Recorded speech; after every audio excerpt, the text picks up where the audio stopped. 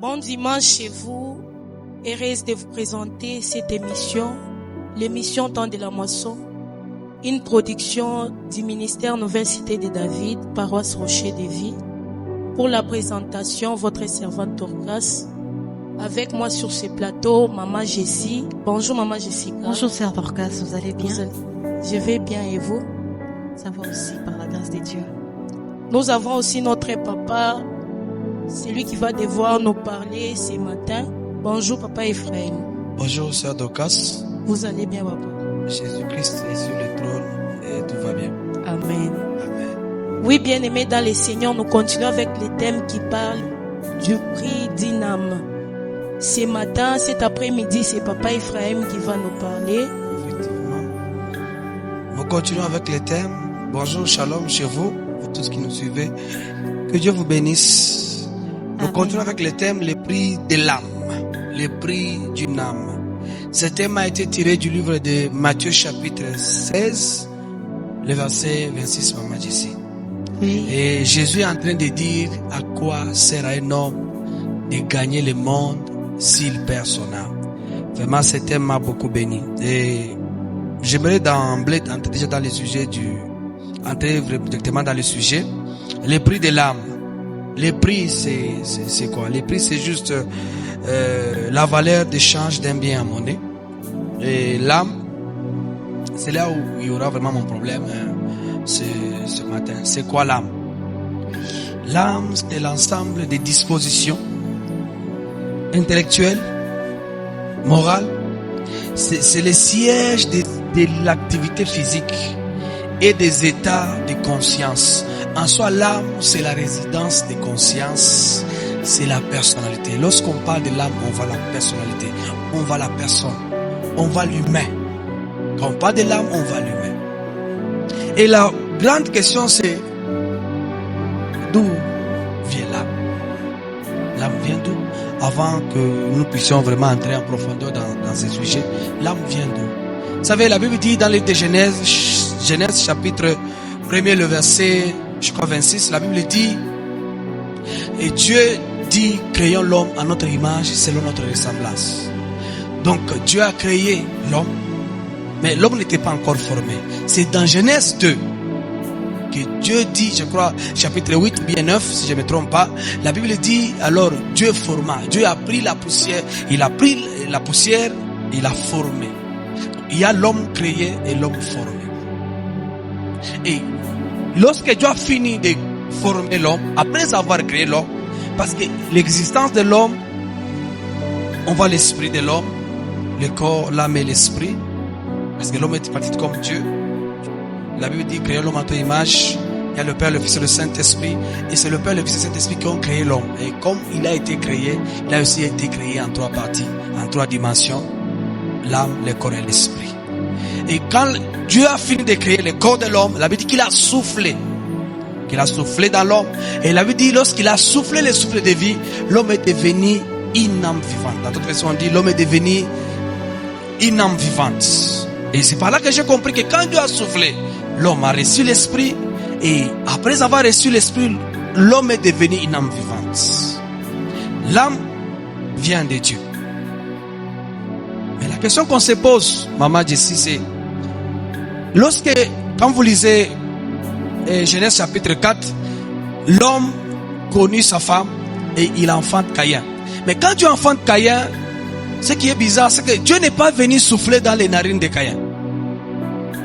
Parce qu'il avait déjà soufflé dans l'homme. Donc Dieu avait déjà soufflé dans la vie d'Adam. Donc ça dit que Dieu a fait en sorte que l'homme soit procréateur comme lui. D'où vient alors l'âme de Caïn? L'âme de Caïn vient d'Adam, de sa mère et de son père. Nous tous, les âmes que nous avons, parce que l'homme a aussi des dimensions, la dimension spirituelle, la dimension physique. Dans la dimension spirituelle, l'âme vient de Dieu. Mais dans la dimension physique, l'âme vient du sang. Ça vient du sang de ton père et de ta mère. Donc ton âme vient du sang de ton père et de ta mère. L'âme de ton père vient aussi du sang de sa mère et de son père. Ainsi de suite jusqu'à Adam. C'est pourquoi c'est pas la nature. C'est nous. Adam a péché. Nous tous nous avons péché en Adam par le lien du sang. L'âme de l'homme vient du sang. Quand vous lisez Deutéronome, tu vois chapitre 12, Dieu a interdit aux enfants de manger le sang. Parce que Dieu a dit, l'âme, c'est le sang. Parce que vous comprenez, l'âme vient de Dieu. L'âme vient aussi du sang. Dans la dimension spirituelle, l'âme vient de Dieu. Dans la dimension physique, l'âme vient de nos parents. Vient des parents. C'est pourquoi tu vas remarquer qu'il y a des choses qui étaient dans tes parents qui sont aussi en toi. Quand nous voulons prendre quelqu'un dans la Bible, même si vous pouvez entrer dans la Bible, nous voulons prendre quelqu'un comme Abraham. Abraham a menti en Égypte. Il a dit que Sarah n'était pas sa femme, c'était sa sœur. C'est vrai, c'est un demi-mensonge. Parce qu'elle était sa sœur, elle était aussi sa femme. Par peur de mourir, Abraham a menti. Il n'a jamais dit à Isaac de mentir aussi. Mais lorsque Isaac se retrouve aussi dans le même cas qu'Abraham, Isaac aussi fait la même chose. Il ment. Que Rebecca n'est pas sa femme, mais Rebecca c'est sa sœur. Vous comprenez? Ça s'est transmis d'où? Par le sang, par le lien du sang. Donc l'âme, ton âme que tu as, vient de ton père, vient de ta mère. Ça vient aussi de Dieu. Dans la dimension spirituelle, mais dans la dimension physique, cela vient de ton père et de ton âme. Je voulais aussi vraiment donner cette précision. Et la Bible dit, c'est lui qui parle, ce que j'aime, c'est Jésus. Jésus qui parle, il dit, à quoi sert à un homme de gagner le monde s'il perd son âme? Ah bon? Donc j'ai compris que Jésus-Christ, qui est-il? Jésus-Christ est Dieu. Il est le créateur de toutes choses. C'est Jésus qui a créé l'âme. C'est Jésus qui a créé le monde. Mais lorsqu'il fait comparaison par rapport au monde et l'âme, il dit, ça ne sert à rien de perdre son âme pour le monde. Ça ne sert à rien. C'est-à-dire que l'âme de l'homme vaut plus que le monde. C'est-à-dire que ton âme a de la valeur plus que le monde. Mais ce qui est bizarre, c'est que c'est ce que Satan est en train de faire aujourd'hui. Il est en train de mentir à beaucoup de gens, et beaucoup de gens ont vendu leur âme au diable à cause du succès, à cause des choses de ce monde, des choses qui sont périssables. Oh Jésus, c'est lui qui parle, ce n'est pas un prophète. C'est lui qui parle, ce n'est même pas un serviteur de Dieu, mais c'est lui qui parle, c'est Dieu lui-même, c'est Jésus lui-même qui parle. Il dit, ça ne sert à rien, ça ne sert à aucun homme de gagner le monde si cet homme-là perd son âme. Maman Jésus. C'est pour dire que nos téléspectateurs doivent comprendre que l'âme c'est eux-mêmes, l'âme c'est la personne. L'âme c'est la personne, c'est l'humain, c'est l'identité de la personne, c'est la personnalité. Donc si tu perds ton âme, tu te perds toi-même. Si tu as perdu ton âme, tu es perdu. Oui. Alors je suis en train de continuer. Je suis en train de dire, celui qui parle, ce n'est pas un homme, mais celui qui parle, c'est Jésus. Vous savez, en matière de fabrication, chaque chose a une origine.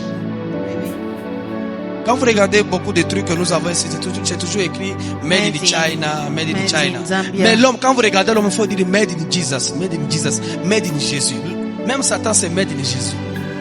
C'est Jésus qui a créé Satan. Sœur Dorcas aussi est Made in Jésus. Made in Jésus. L'homme a été créé par Dieu. Donc quand on regarde l'homme, mais c'est Dieu là qui dit, ça ne te sert à rien que tu te perds à cause du monde. Or quand nous regardons dans le monde, il y a tout. Regarde tout ce qui est dans ce monde. Mais Jésus vous dit, tout ce que vous voyez de bien dans ce monde n'est pas comparable à l'âme. C'est-à-dire que l'âme a un grand prix. Et ce prix n'est pas comparable à tout ce que nous voyons dans le monde. Vous comprenez, ma Jessica? Donc, ça c'est une vérité absolue. Ça ne sert à rien de perdre l'âme pour les biens de ce monde. Même si tu n'as rien, bénis le Seigneur pour ce que tu as. Bénis le Seigneur pour ce que tu es.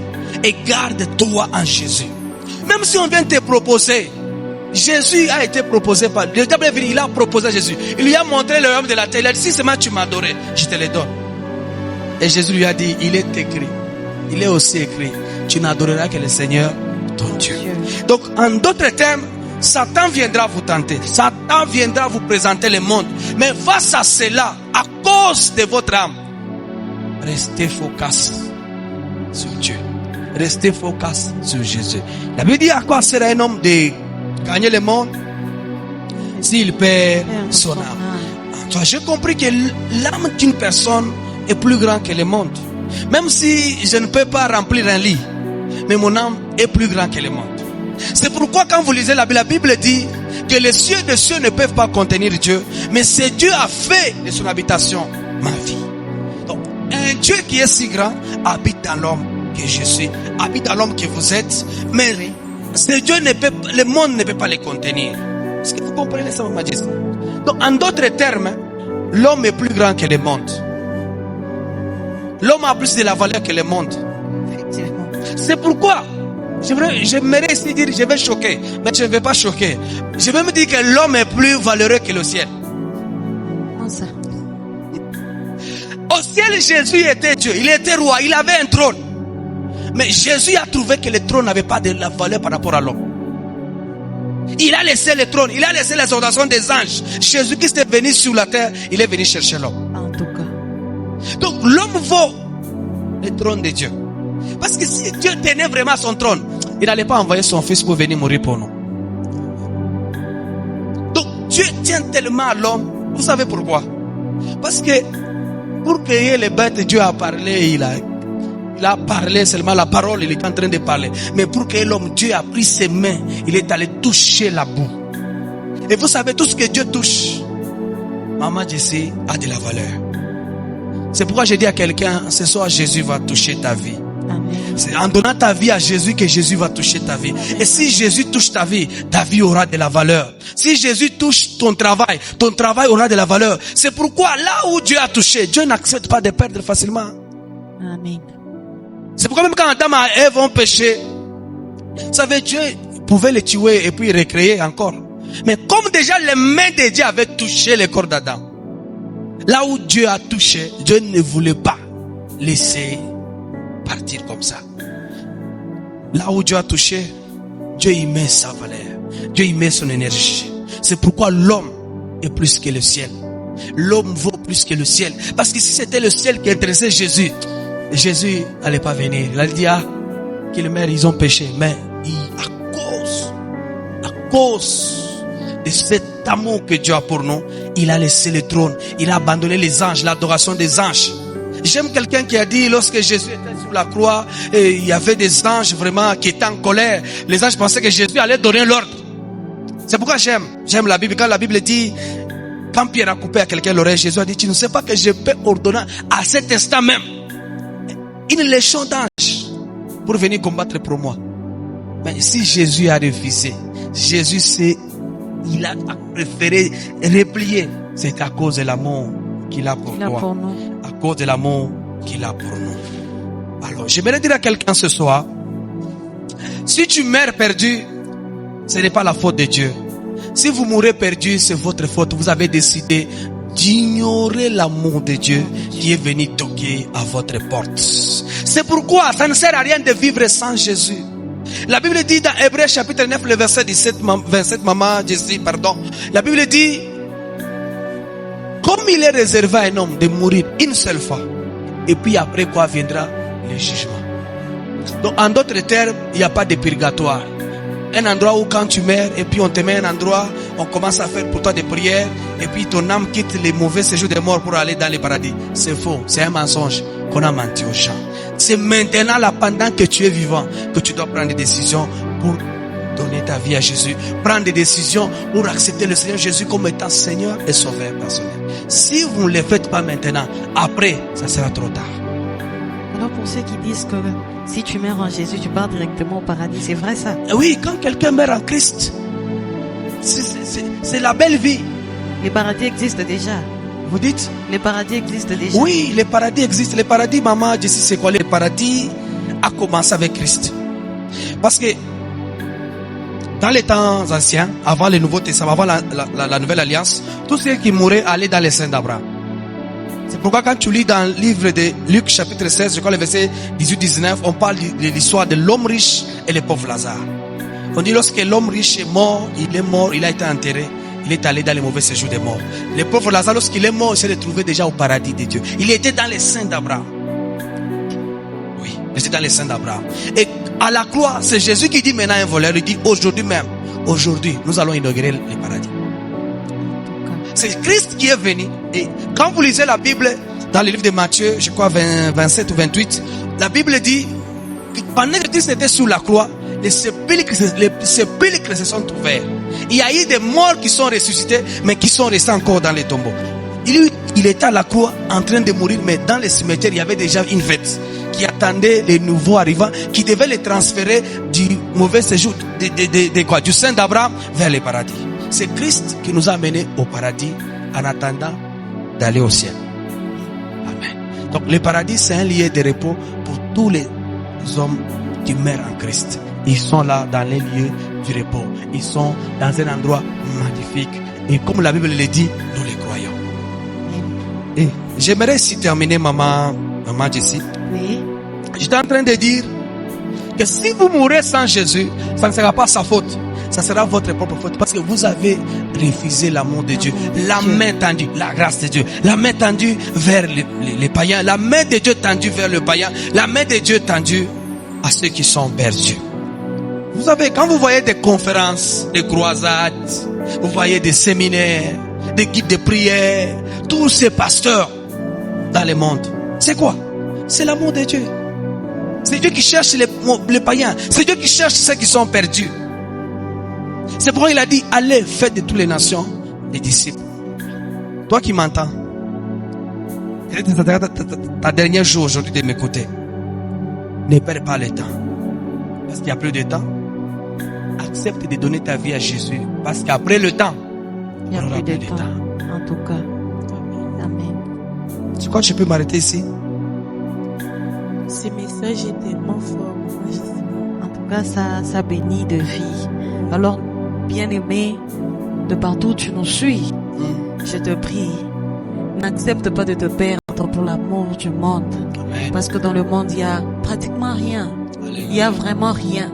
Accepte l'amour de Dieu car ton âme a un grand prix aux yeux de Dieu. Amen. Dieu te veut. Il a besoin de toi. Il a accepté de se donner. Alors pourquoi tu résistes encore?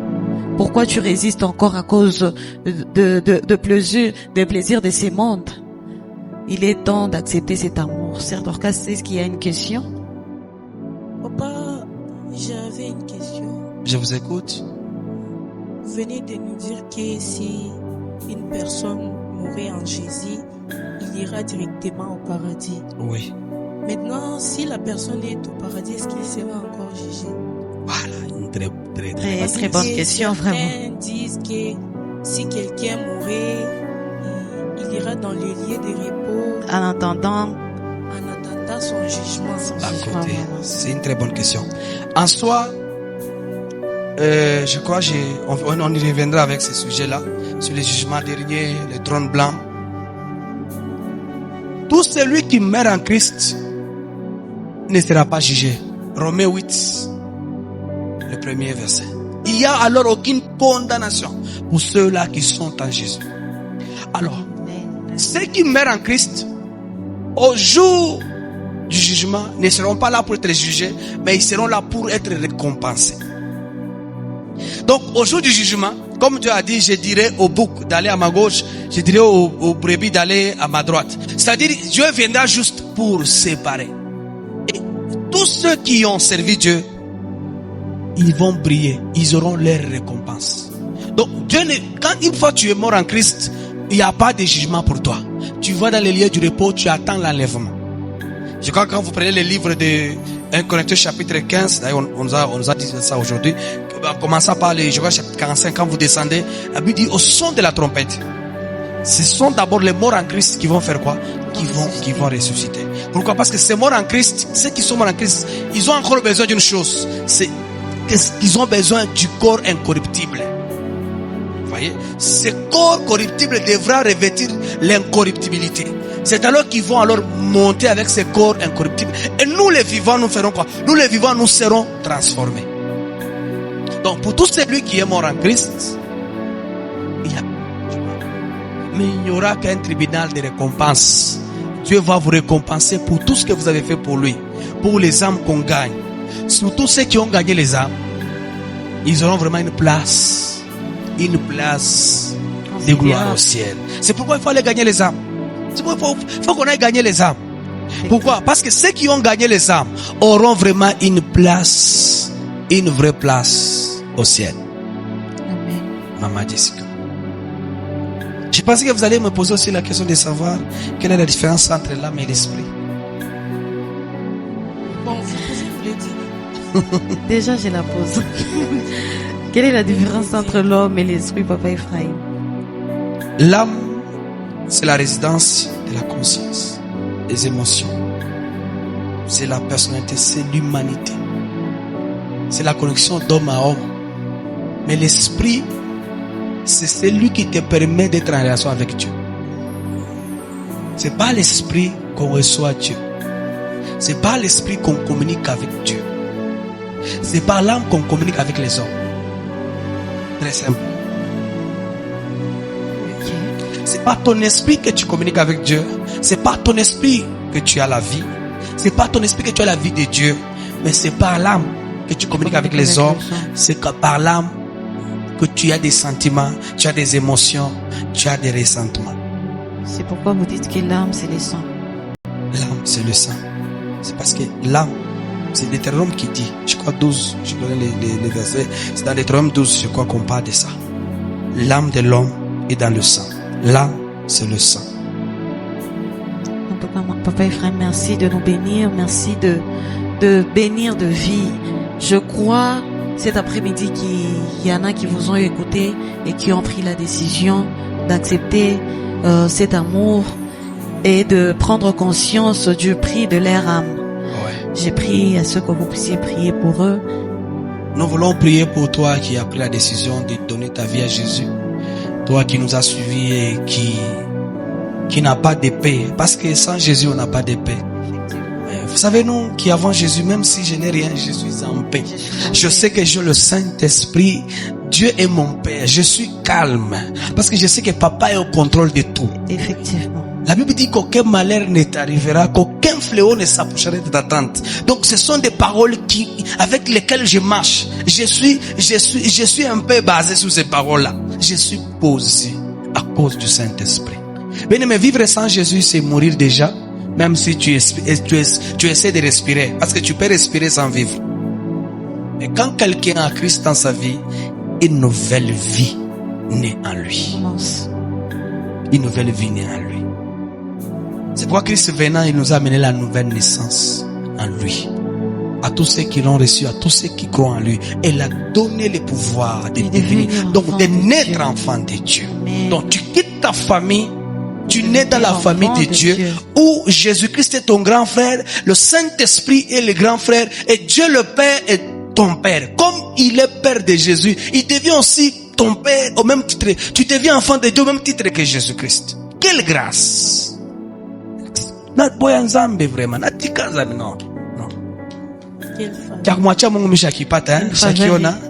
C'est une grâce vraiment que Dieu nous a faite.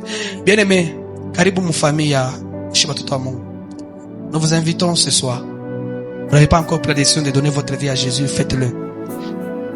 Même si tu n'es pas d'accord, même si tu ne crois pas, crois d'abord. Crois d'abord, viens d'abord essayer. Et je t'assure que Jésus te fera du bien. J'aimerais prier pour toi. Et tendre Père, merci. Je prie pour tout celui qui nous a suivis, tout celui qui a pris la décision de donner sa vie à Jésus. Je prie pour lui. Je prie que le Saint-Esprit le localise, que le Saint-Esprit les secoue, qu'il les touche, qu'il les transforme au nom de Jésus. Tu vas répéter cette prière après moi. Seigneur Jésus, je t'accepte comme Seigneur sauveur personne de ma vie. J'aimerais commencer une nouvelle vie avec toi. Je refuse Satan ainsi que ses œuvres. Je prie que tu m'accompagnes. Écris mon nom dans ton livre de vie. Et qu'au dernier jour que tu ne m'oublies jamais, au nom de Jésus-Christ. Amen. Amen. Alors, besoin de vous joindre à nous, prenez les numéros au bas de l'écran. Vous allez nous appeler. En tout cas, vous allez tomber directement dans le groupe de l'évangélisation de notre église. Alors, merci de nous suivre. Nombreux, nous sommes à la fin, je pense, au Serre d'Orcas. Oui, nous sommes à la fin. Alors, nous vous disons à bientôt. Merci. Merci. Que Dieu vous bénisse.